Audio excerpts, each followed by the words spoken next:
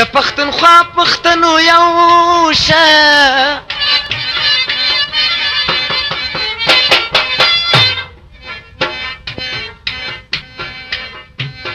د خان شهید بابا پورا کړی ارمانونه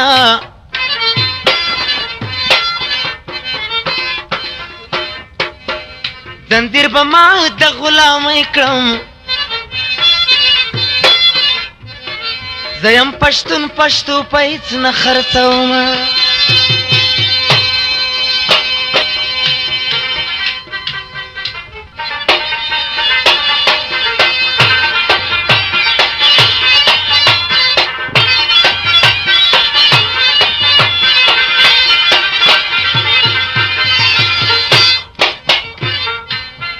چې د قانون باندې بدیږي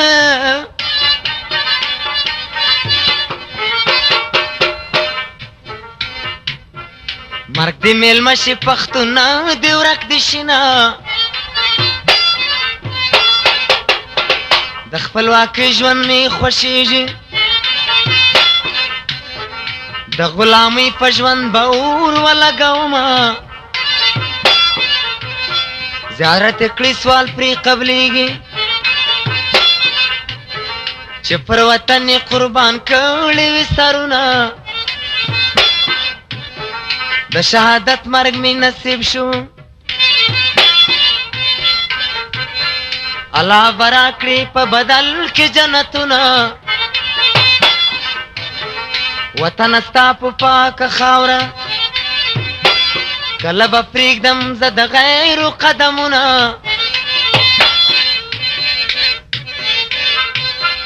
که د وطن په ننګ شهید شوې ملالې پیغلې به دې تل زیارت کوینه داسې خدمت د وطن وکړه لکه چې زوی د خپلې مور خدمت کوینه د ازادۍ لار کې سر ورکړه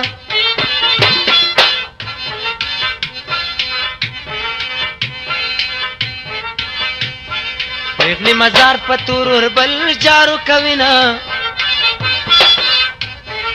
ولې به نه ژاړم خلکو چې په وطن مې دښمنان لوبې کوینه په نیمو شپو کشپو بیداره اوسه د پښتونخوا زلمیان د ننګ مورچل ته ځینه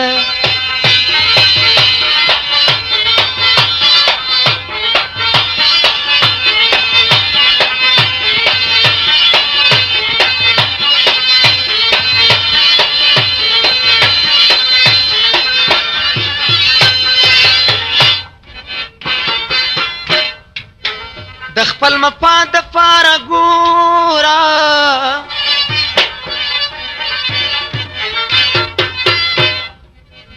لاندې کوهي کې خپل خپلوان ګزاروینه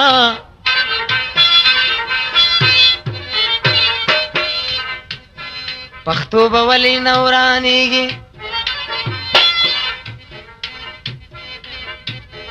جګې شملې پښتانه ډومې ګډوینه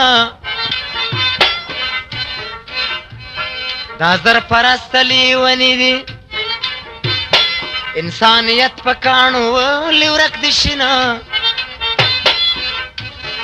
غریبان مري وینې بهیږي وخونې جوړ کړو قصابانو بلډینګونه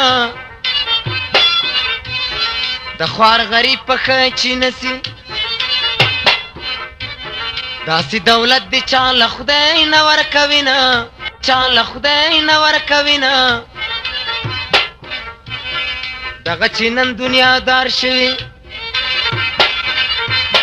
مونږ غریبانو له ډېر سپک نظر کوینه پیغلې په بام باندې ولاړې ځوانان د ننګ مورچل ته دي برای راوړینه پښتانه نه غلامان کېږي که د برچو په څوکو ټوکې ټوکې سینه په بډایانو به اختر وي مونږ غریبانو کچالان پخ کړي دي نه نکري دي تاسو په لاس کېږده ما د خپل ورور په وینو سره د غبرګ لاسونه اختر د هغو مبارک شه چې لرې ځان ته د ورېښمو لباسونه